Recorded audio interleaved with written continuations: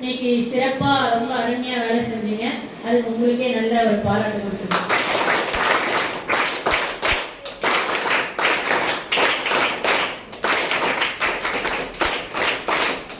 இப்போ நம்ம மிஸ் வந்து உங்களுக்கு இந்த சைபர் கிரைம், அந்த ஃபோன் அதை யூஸ் பண்ணுறது, இந்த பிரச்சனைகள் அதை பற்றி சில விஷயங்கள் உங்ககிட்ட பேச இருக்கிறாங்க.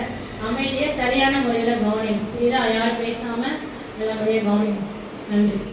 அனைவருக்கும் வணக்கம். நம் பள்ளியின் தலைமை ஆசிரியர் அம்மா அவர்களுக்கும் NSS முகாம் திட்ட அலுவலர் மற்றும் உதவி திட்ட அலுவலர் என்னுடன் பணியாற்றும் ஆசிரியர்கள் அனைவருக்கும் மாலை வணக்கம். நம்ம அரசாங்கத்தில் ஒவ்வொரு திட்டமும் மாணவர்களின் நலனுக்காக கொண்டு வரப்படுது. அதில் ஒரு திட்டம் தான் இந்த அகவிளக்கு திட்டம். இப்போ நீங்கள் அதிகமாக பயன்படுத்துறது, வீட்டுக்கு போனோடனே பார்த்தீங்கன்னா புத்தகத்தை விட எதை அதிகமாக பயன்படுத்துறீங்க? மொபைல். அந்த மொபைல் ஃபோன் வந்து பாதுகாப்பாக பயன்படுத்தணும். நம்ம தேவைக்காக மட்டும்தான். இப்போ உங்களோட பருவம் வந்து பள்ளி பருவம். பள்ளி புத்தகத்தில் இருக்கக்கூடிய ஏதோ ஒரு சந்தேகத்திற்காக மட்டும்தான் நீங்கள் என்ன பண்ணணும், அதை பயன்படுத்தணும்.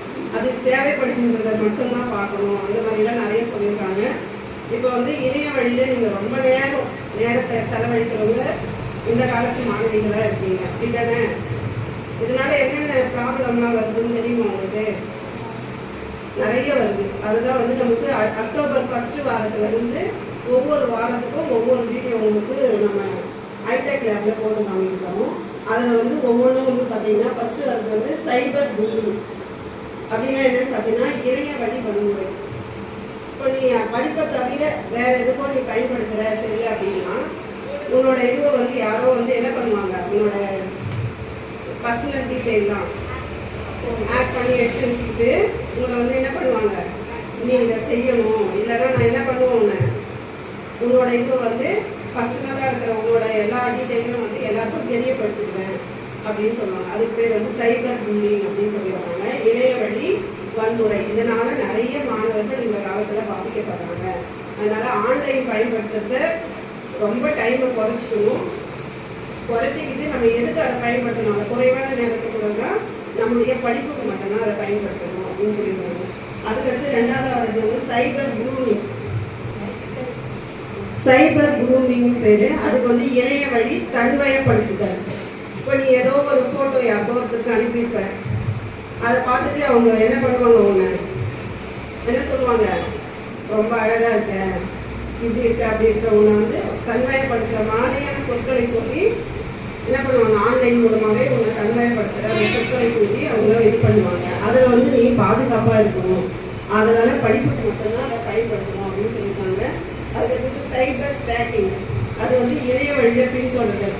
நிறைய பேர் இன்ஸ்டாகிராம் நிறைய இதெல்லாம் யூஸ் பண்ணுவீங்க இல்லையா, அதில் வந்து நீங்கள் போடுற எல்லாவற்றையும் பார்த்து என்ன பண்ணுவாங்க, ஸ்டாக் பண்ணி உன்னை பின்தொடர்ந்தே வந்து நீ என்னென்னலாம் பண்ணுற, உன்னை வந்து மனம் கவர்ற மாதிரியான சொற்களை சொல்லி உங்களை வந்து அதை இது பண்ணுறதுக்கு பார்ப்பாங்க. அதில் இருந்து நீங்கள் பாதுகாப்பாக இருக்கணும் அப்படின்னு சொல்லியிருக்காங்க. அதுக்கடுத்தது பிக்சர் மார்க்கிங். இது நீங்களே பண்ணுவீங்கல்ல, என்ன பண்ணுவீங்க, நம்மளோட பிக்சரை எடுத்துட்டு அதில் இருக்கிற ஃபேஸ் மட்டும் மாற்றிட்டு விலங்கா மாற்றலாம், பறவையாக மாற்றலாம், பண்ணியிருக்கீங்களா? அதுவும் வந்து நம்ம வந்து அப்படி தான் பண்ணுவோம். ஆனால் அந்த இணைய வழி மிரட்டலில் இருக்கிறவங்க என்ன பண்ணுவாங்க, நம்மளோட பிக்சரை வேற மாதிரியாக சித்தரித்து நம்ம பெற்றோர்களுக்கும் மற்ற குடும்ப உறவினர்களுக்கெல்லாம் தெரியப்படுத்தி அதை மாதிரிலாம் நம்மளை இது பண்ணுவாங்க. அதனால நம்ம வந்து இணையத்தை பயன்படுத்தும் போது ஆன்லைனில் எப்பயும் வந்து பாதுகாப்பாக இருக்கணும் அப்படின்னு சொல்லியிருக்காங்க. சரி, இது எல்லாம் எதனால வருது? சைபர் புல்லிங், சைபர் க்ரோமிங், ஸ்டாக்கிங், இது எல்லாமே சேர்ந்து எதனால வருதுன்னு பார்த்தீங்கன்னா மொபைல் அடிக்ஷன். அடிக்ஷன் என்ன, அதிலேயே மூழ்கி இருக்குது எந்த நேரமும். இப்போ ஏதோ ஒரு நம்ம படிப்பு சம்பந்தமா ஏதோ ஒரு நமக்கு கருத்து தேவைப்படுது, அதனோட இது வந்து பிரீஃப் தேவைப்படுதுன்றதுக்காக நம்ம அதை எடுத்து பார்ப்போம். அப்போ ஏதோ ஒன்று சரி இது இன்னும் 2 நிமிஷம் பார்த்தலாம் அப்படின்னு சொல்லிட்டு நீங்கள் பார்த்துக்கிட்டே இருப்பீங்க. அதில் நேரம் போகிறதே தெரியாது, அப்படியே அடிக்ட் ஆகிடுவீங்க அதுக்கே. அப்போ அதனால தான் பலவிதமான பிரச்சனைகள் இந்த கால மாணவர்களுக்கு வருகிறது. அதனால என்ன பண்ணணும்னு சொல்லியிருக்காங்க, தேவைக்கு மட்டும் பயன்படுத்தணும் அப்படின்னு சொல்லியிருக்காங்க. அப்போ இந்த மொபைல் இதுல வந்து அடிக்ஷன் வந்து கொஞ்சம் கொஞ்சமாக நம்ம நேரத்தை குறைச்சிக்கணும். மொபைல் பயன்படுத்துறதுனால என்னென்ன பாதிப்புகள்லாம் வருது மாணவர்களுக்கு? முதல்ல மன உளைச்சல், கண் பார்வை கோளாறு, அதுக்கடுத்தது தான் செய்கிற அந்த வேலையில வந்து என்ன பண்ண முடியாது, அவங்களால கான்சன்ட்ரேஷன் பண்ண முடியாது. என்ன பண்ணுவாங்க, அவங்க படிப்பையே எடுத்து வச்சுட்டு மொபைலே எந்த நேரமும் இருப்பாங்க.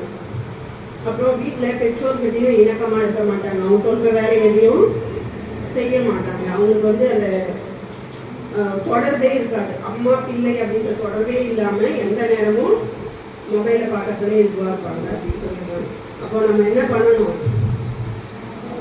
ஆன்லைனை இணையத்தை பயன்படுத்தும் போது படிப்புக்காக மட்டும்தான் பயன்படுத்தணும், அதுவும் குறைவான நேரத்தில்.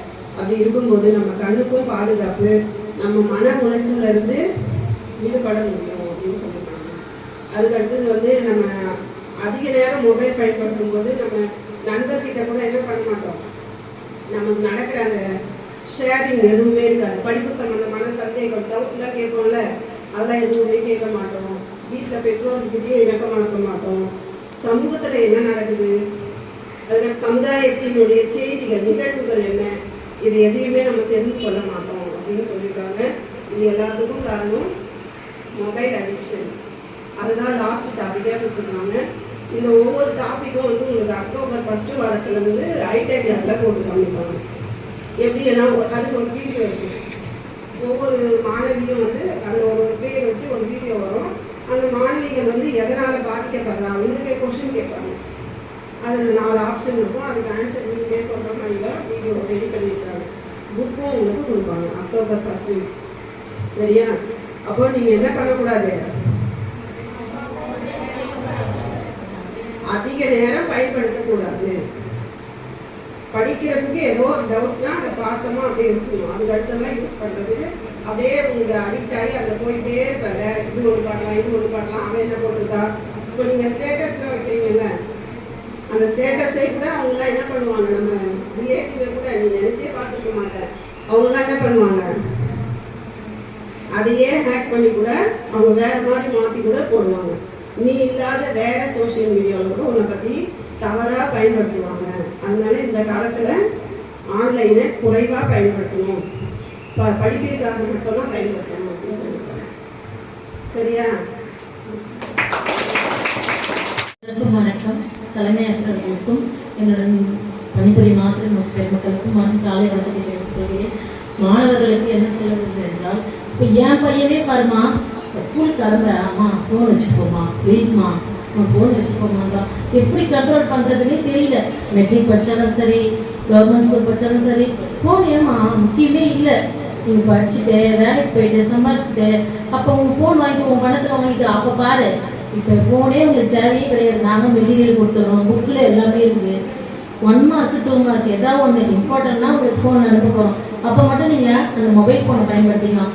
அம்மாவை ஏமாற்றிட்டு ஃபோனில் தான் நிறைய இருக்குதுமா படிக்கிறதுக்குன்னு சொல்லி அந்த மாதிரிலாம் ஏமாற்றிட்டு ஃபோன் பார்க்காதீங்க. எத்தனை பேர் பார்க்குறீங்களும் தெரியும் எனக்கு. மேக்ஸு, பயாலஜி, ஃபிசிக்ஸ், கெமிஸ்ட்ரி இன்னும் ஹார்ட் ஒர்க் பண்ணணும். நீங்கள் ஃபோனே உங்களுக்கு தேவையில்லை. இப்போவே 11th படிக்கட்டு பேஸ் மட்டும் அடிமட்டம் கரெக்டாக இருந்தால் தான் உங்களால் 12th போகணும்னா இன்னும் நல்லா கான்சன்ட்ரேட் பண்ண முடியும். பப்ளிக் எக்ஸாம் இல்லை நான் படிக்க மாட்டேன்னு நினச்சின்னா அது உங்கள் தவறு. இப்போவே படித்தா தான் மொத்த புக்கையும் படிக்கணும். 10th படித்த மாதிரி சொன்னாங்க, புக் பேக் படித்த மிஸ் இது வந்து நிறைய படிக்க சொல்கிறீங்க, அதெல்லாம் ஒன்றுமே கிடையாது. மொத்தத்தையும் படித்து தான் ஆகணும். அப்போ தான் மார்க் வரும். மிஸ் நான் உங்களுக்கு 70-40 தான் எடுத்துருக்கேன், 10th சென்டம் வாங்கினேன். அப்போ நீங்கள் எஃபர்ட் போடணும். போட்டால் தான் உன்னால் மார்க் வாங்க முடியுமே. கம்மியாக மார்க் போட்டிருக்கீங்க மிஸ் நீ எங்கே சொல்லக்கூடாது, நீங்கள் எழுதுறதுக்கு நாங்கள் மார்க் போட்டிருக்கோம். அப்போ நீ என்ன பண்ணணும், ஃபுல்லாக படிக்கணும். பயாலஜினா பாட்னியும் படிக்கணும், ஜுவாலஜியும் படிக்கணும். படித்தா தான் மார்க் வருமே. அப்போ ஃபஸ்ட் குரூப் எழுதுறீங்களா 450 மார்க்குன்னு சொல்லிட்டு எடுத்துருக்கீங்க. அப்போ அந்த அளவுக்கு எஃபர்ட் போட்டு தான் ஆகணும். போட்டால் தான் உங்களால் மார்க் ஸ்கோர் பண்ண முடியும், மார்க் வரும். மேக்ஸ்னா ஃபுல்லாக பார்க்கணும். எங்களோட பயாலஜி சப்ஜெக்ட் இப்போ இது வரைக்கும் என்னென்ன நன்மைகள் தீமைகள் அப்படின்ற மாதிரி சொன்னாங்க. சரியா? ஃபோன் யூஸ் பண்ணுறதுனால என்னென்ன தீமைகள் இருக்கும் அப்படின்றத சொன்னாங்க. சரியா? என்னென்ன நன்மைகள் அப்படின்றது நம்ம நிறைய பார்ப்போம். சரியா? ஃபோன் யூஸ் பண்ணுறதுனால நிறைய நீங்கள் தெரிஞ்சுக்கலாம், நல்ல விஷயங்களை நிறைய தெரிஞ்சுக்கலாம். சரியா? உங்களோட சப்ஜெக்ட் ரீதியாக. சரியா? அது தவிர எக்ஸ்ட்ரா கரிக்குலர் ஆக்டிவிட்டிஸ் நிறைய இருக்குது. சரி, நம்மளாம் பெண் பிள்ளைகள் நமக்கு வந்து டைலரிங் ஒர்க்கு நிறைய தெரியும். இப்போ ட்ரெண்டிங்கில் போகிறது என்ன அப்படின்னா ஆரி ஒர்க். சரியா? தெரியும் ஆரி ஒர்க் என்னன்றது. அது கொஞ்சோண்டு தான் செய்வாங்க, ஆனால் கொஞ்சோண்டு தான், ஆனால் அமௌண்ட் வந்து நிறைய கிடைக்கணும். சரியா? பலன் நிறைய கிடைக்கும். அப்போ அதனால் அதில் வந்து நீங்கள் உங்கள் கவனத்தை செலுத்தி ஆரி ஒர்க்கை கற்றுக்கலாம், எம்ப்ராய்டரி போடுறதை கற்றுக்கலாம். இது எங்களுக்கு என்ன மிஸ்யூஸ் அப்படின்னா நம்மளோட வீட்டை டெக்கரேட் பண்ணிக்கலாம். சரியா? இப்போ நம்ம ஸ்கூலில் இந்த மாதிரி டெக்கரேட் பண்ணால் எப்படி இருக்கும், நம்மளோட வாலில் வீட்டில் இருக்கிற இதுலேயும் கூட நம்மளோட வால்லெல்லாம் கூட சுவிட்ச் பாக்ஸுக்கு மேலெல்லாம் வந்து பெயிண்ட் பண்ணி வச்சுக்கோங்க. பக்கத்தெல்லாம் பார்த்துருப்பீங்க. சரியா? அதெல்லாம் வந்து நம்மளே கூட கற்றுக்கலாம். அதுக்காக நம்ம ஒரு கிளாஸுக்கு போகணும் அப்படின்றது கிடையாது. சரியா? அதை வந்து நம்ம என்ன பண்ணலாம், ஆன்லைன்லேயே நம்ம நெட்லேயே யூடியூப்லேயோ ஏதோ ஒரு இடத்துல நம்ம இன்ஸ்டாகிராமில் கூட நம்ம வந்து இதெல்லாம் கற்றுக்கலாம். சரியா? இந்த மாதிரி நிறைய விஷயங்கள் இருக்குது. சரியா? அதெல்லாம் நீங்கள் தெரிஞ்சுக்கலாம். என்னென்ன பண்ணால் நமக்கு வந்து தவறான விஷயத்தில் நம்ம ஈடுபடாமல் இருக்க முடியும் அப்படின்றது நம்ம தெரிஞ்சுக்கணும் இதன் மூலமாக. சரியா? இது உங்களோட நிற்காமல் உங்களோட தங்கச்சிக்கோ உங்களோட அக்காங்களுக்கோ நீங்கள் இந்த விஷயத்த ஷேர் பண்ணணும். சரியா? ஷேர் பண்ணிங்கன்னா தான் இது இங்கேயே நிற்காம எல்லா இடத்துக்குமே பகிர முடியும். சரியா? எல்லாருமே தெரிஞ்சுக்க முடியும். சரியா? தேங்க்யூ. தலைமை ஆசிரியர் அவர்களுக்கும் ஆசிரியர்களுக்கும் மாணவர் செல்வங்களுக்கும் காலை வணக்கம். ஃபோனை வந்து நம்ம வந்து எப்படி வந்து பயன்படுத்துகிறோம், அதனுடைய யூசஸ் என்ன அப்படின்னு சொல்லிட்டு நம்ம வந்து சொல்லிட்டு இருந்தாங்க. மேடம் அன்னைக்கு வந்து பார்த்தீங்கன்னா அறிவியல் மன்றத்தில் வந்து பேசும்போது செல்ஃபோன் வந்து பார்த்தீங்கன்னா நம்ம கத்தி வந்து எப்படி நம்ம வந்து எந்த பக்கம் பிடிச்சி நம்ம கட் பண்ணுவோம், எப்படி நம்ம பிடிக்கிறோமோ அதை பொறுத்து தான் அதனுடைய யூஸ் இருக்கும் அப்படின்னு சொன்னாங்க இல்லையா. கத்தி மாதிரி தான் வந்து பார்த்தீங்கன்னா ஃபோனும் நம்ம வந்து அதை எப்படி பயன்படுத்துகிறோமோ அந்த பயன்படுத்துகிற விதத்தை பொறுத்து தான் நம்மளுடைய நன்மையும் தீமையும் வந்து பார்த்தீங்கன்னா அவ்வளோ இருக்க முடியும். சரியா? நம்ம எப்படி வந்து கையாளுறோமோ அதை பொறுத்து தான் இருக்கும். முக்கியமாக வந்து பார்த்தீங்கன்னா படிக்கும்போது என்னை பொறுத்த வரைக்கும் நம்ம படிக்கும்போது ஃபோன் வந்து இல்லாமல் இருந்தாவே நல்லாயிருக்கும். ஏன்னா நம்ம என்னதான் வந்து அந்த டவுட் வந்து பார்க்குறோம் அப்படின்னு சொல்லிட்டு வந்து நினச்சாலும் ஆட்டோமேட்டிக்காகவே வந்து மென்டாலிட்டி வந்து என்ன ஆகுதுன்னா அதில் என்ன இருக்குது அப்படின்னு சொல்லிட்டு ஃப்ரெண்டுக்கு உடனே வந்து பார்க்கறது, மெசேஜ் அனுப்புறது அப்படின்னு சொல்லுவோம். படிக்கும்போது ஃபோனை வந்து தள்ளி வச்சுட்டு கான்சன்ட்ரேஷன் மட்டும் வந்து பார்த்தீங்கன்னா உங்களுக்கு படிப்பில் இருந்தாலே நம்ம வந்து பார்த்தீங்கன்னா நல்ல மார்க் வந்து வாங்கலாம். சரியா? நன்றிம்மா.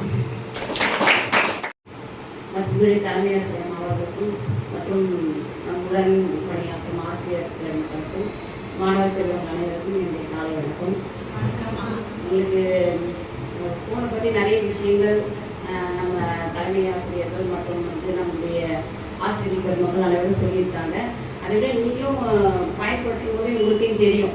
சரியா? நம்ம எதுக்குள்ளே போனால் நமக்கு நன்மை இருக்குது, எதுக்குள்ளே போனால் அது தீங்கு இருக்குன்னு சொல்லும்போது அப்போ அது வந்து நம்ம விலகி இருக்கணும். சரியா? நமக்கு தேவை என்ன இருக்கோ அதை மட்டும்தான் நம்ம பயன்படுத்திக்கணும். அப்படி இப்போ நம்ம அன்னப்பறவை சொல்லுவாங்க, உங்களுக்கு உதாரணம் தெரியும் இல்லையா? அது வந்து பாலையும் நீரையும் கலந்து வச்சா எது மட்டும் சாப்பிடும்? எது மட்டும் சாப்பிடும்?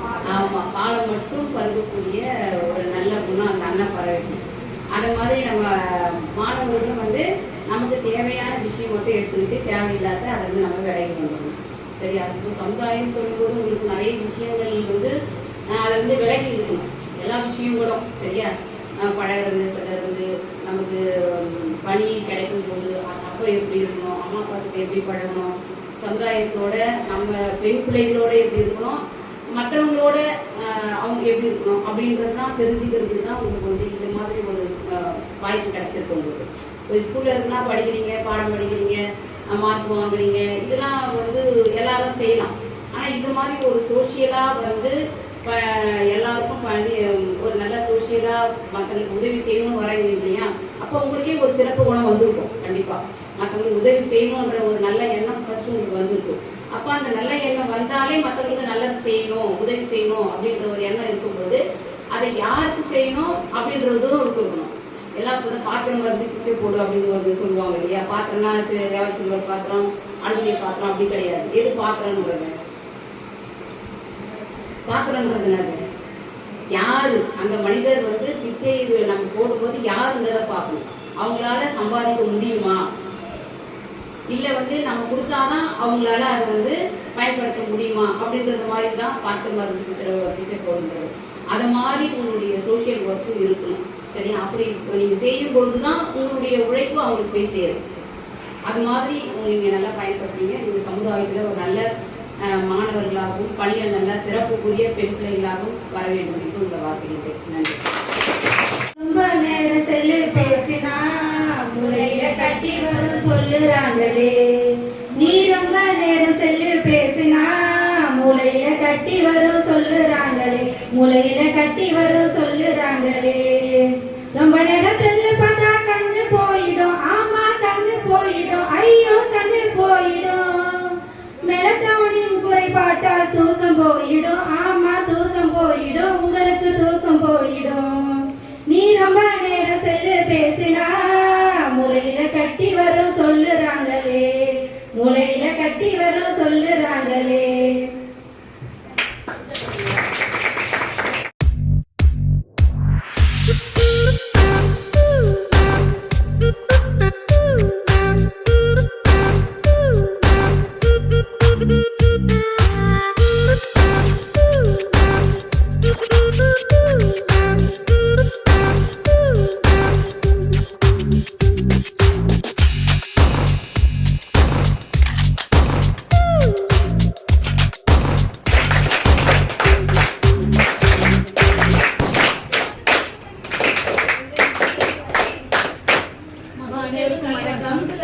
நம்ம முகாம்ல இன்னைக்கு 4வது நாள் மதிய உணவு கொடுக்குறவங்க வந்து உங்க எல்லாருக்கும் தெரிஞ்சவங்க நம்ம பள்ளிக்கு பக்கத்துல இருக்கிற வாசவிஸ்வரனுடைய உரிமையாளர் தான். அவங்களுக்கு நம்ம NSS சார்பாக நன்றியை தெரிவித்துக் கொள்கிறோம்.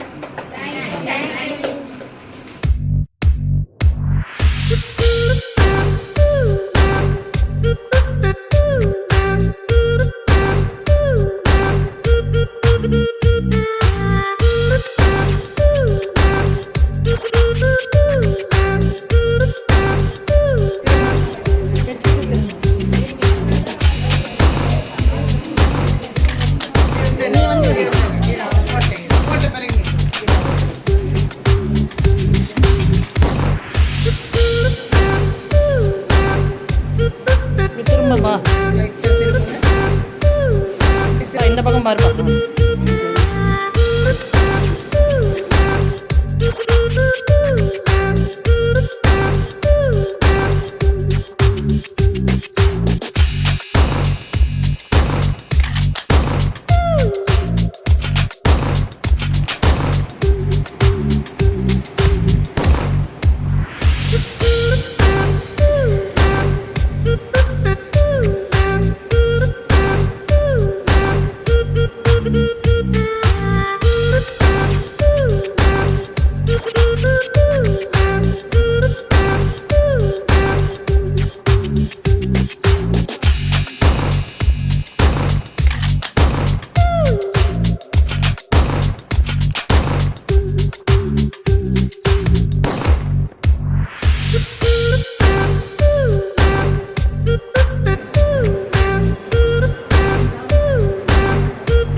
Thank you.